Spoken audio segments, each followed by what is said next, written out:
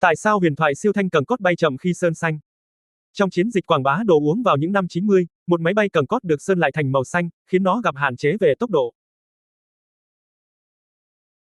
On the 2nd of April 1996, global superstars Cindy Crawford, Claudia Schiffer, and Andre Agassi stood on the runway at Gatwick Airport, waiting for a plane. But they weren't there to fly to some exotic destination.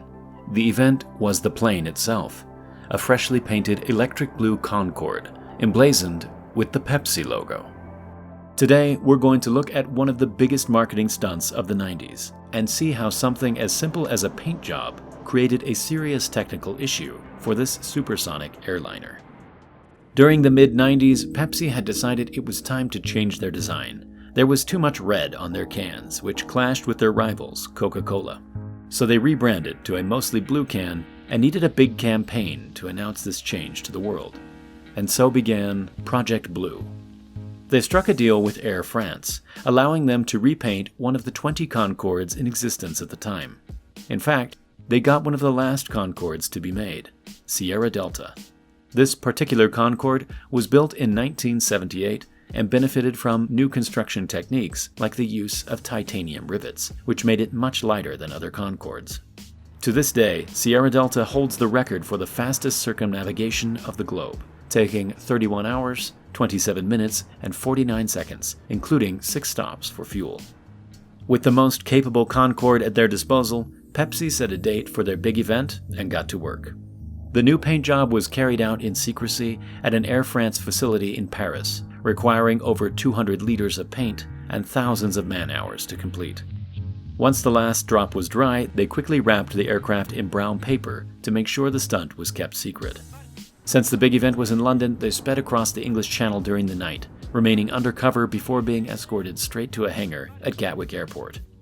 Journalists from all over the world had been invited to the hangar, being told that they would see a new ad featuring Crawford, Schiffer, and Agassi. What followed was the most 90s event imaginable, a futuristic light show with supermodels arriving on motorbikes. After the main ad was introduced, the blue Concorde was wheeled into the dark hangar through a fog of smoke machines and strobe lights. This event cost Pepsi around $5 million to produce, making it the most expensive ad ever made at the time. But this wasn't the only publicity stunt in the Project Blue campaign. Just a month after the Concorde unveiling, Pepsi became the first ever company to shoot a commercial in space. Cosmonauts on board the Mir space station took a large replica of the new Pepsi can on a spacewalk. This ad cost Pepsi another $5 million to produce. But once the ad was finished, Pepsi had changed the design of their can, and the ad was never aired. We go into this and other ambitious space adverts in a previous Primal Space video. After Concorde's new look was unveiled, Pepsi took the plane on a promotional tour, jetting off to 10 different cities across Europe and the Middle East. However, there was one major condition. They had to reduce the speed.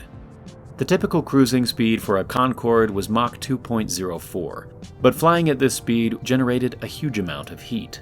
This was partly due to the friction of the air passing over the surface of the aircraft. With supersonic aircraft, not all the air can move out of the way fast enough. This compresses the air and creates an area of high pressure in front of the nose, which heats up the plane. At full speed, the nose would get as hot as 127 degrees, with the fuselage and the wings exceeding 90 degrees. This would cause the aircraft to visibly expand by around 30 millimeters. Inside the cockpit, you could see this happening, and a gap would open up between the flight engineer's console and the bulkhead. On some of the retired planes, you can actually see a cap that was placed in the gap on the final flight, becoming trapped once the metal shrank again. This expansion is a problem in all supersonic planes. The fastest jet ever created, the Lockheed SR-71 Blackbird, was built with many small parts that could each expand. This would often cause the aircraft to have fuel leaks while sitting in the runway. Concorde was designed to limit surface heat as much as possible. They used a special white paint that was much more reflective than typical aircraft paint, allowing it to radiate more heat. The jet fuel played a key role in absorbing a lot of the surface heat, helping to keep the aircraft at a nominal temperature. Even with all this protection, surfaces inside the cabin became warm to the touch during a normal flight. So, with the new dark blue color scheme, the pilots were told that they could only pass Mach 2 for a maximum of 20 minutes. Instead, they flew at a cruising speed of Mach 1.7 for most of the flight, where the heating was less of an issue.